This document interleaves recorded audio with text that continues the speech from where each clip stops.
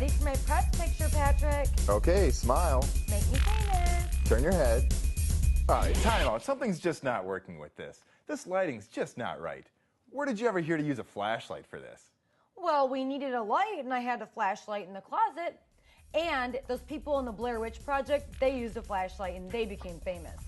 Yeah, well, they also use it in Frankenstein, but that just made people look scary. You're scary enough. Obviously not scary enough to scare you away. Look, we have all this great lighting. Now all we need to do is learn the proper technique so we can really get the look that we're going for.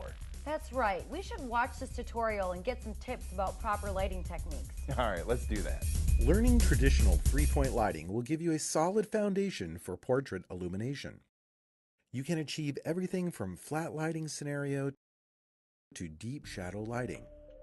You will need 3 lights, stands, and if you have a boom for the hair/background light, that would be preferred.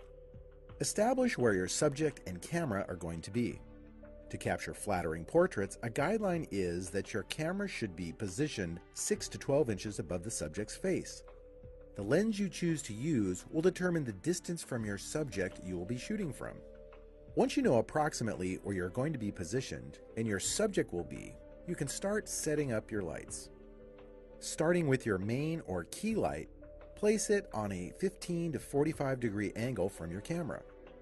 If you are using a long lens, set your lights as if you are standing within 10 to 15 feet from your subject. Raise the light higher than the camera level so that the light is coming down on your subject on approximately a 45 degree angle. This light should be your strongest light. If you are in a dark room and you are using constant fluorescent light, you will be able to see the light spread and the intensity. Before turning on any additional lights, using a light meter, meter the light from the point of the subject. Your second light is your fill light. This light should be placed on the opposite side of the camera at nearly the height of your subject. The placement shouldn't be symmetrical with your key light. This light fills in the balance of your image. Meter your fill light. The fill light controls the creativity of your lighting pattern.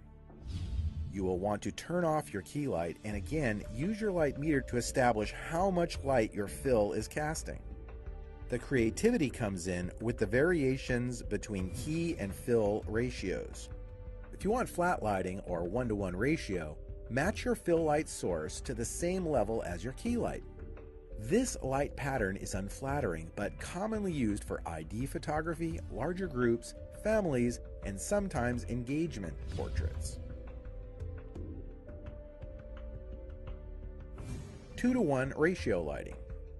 Your fill light will be 1 f-stop smaller than your key light. As an example, if your key light metered at f11, your fill light should meter at f8. This lighting scenario is typically used in basic press portraits, full-length fashion images, and general portraiture. 3:1 ratio lighting.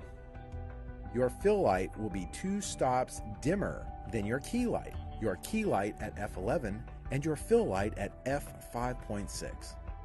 This lighting is beautiful for portraits and is commonly used for all portrait scenarios. 4:1 ratio lighting. The key light at f11 and the fill light at f4.0. This is getting into harsh shadow lighting and is extremely dramatic. This light pattern works particularly well on men. 5:1 ratio lighting.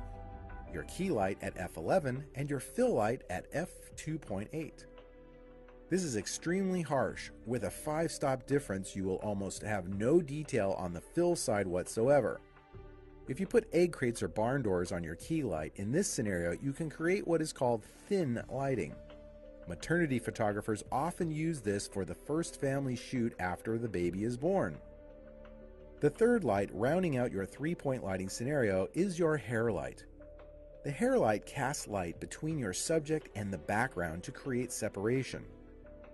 This light achieves separation by A. creating a sharp outline on the back of the subject and accenting the hair from the top, spilling down onto the shoulders from the back to front.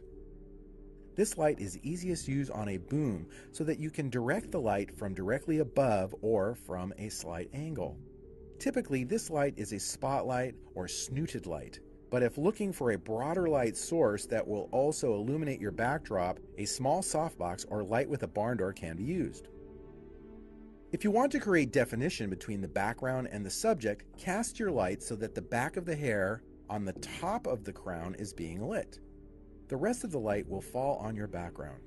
To create rim lighting, which is a clean white line of light dividing your subject from the background, your hair light will have to be strong enough to create a clean halo of light around your subject from behind or one side. You will not have to meter this light. To achieve this, pull your boom away from the center to the same side of you as the key light. You will only need to be about 15 degrees off from center to accomplish backside rim lighting.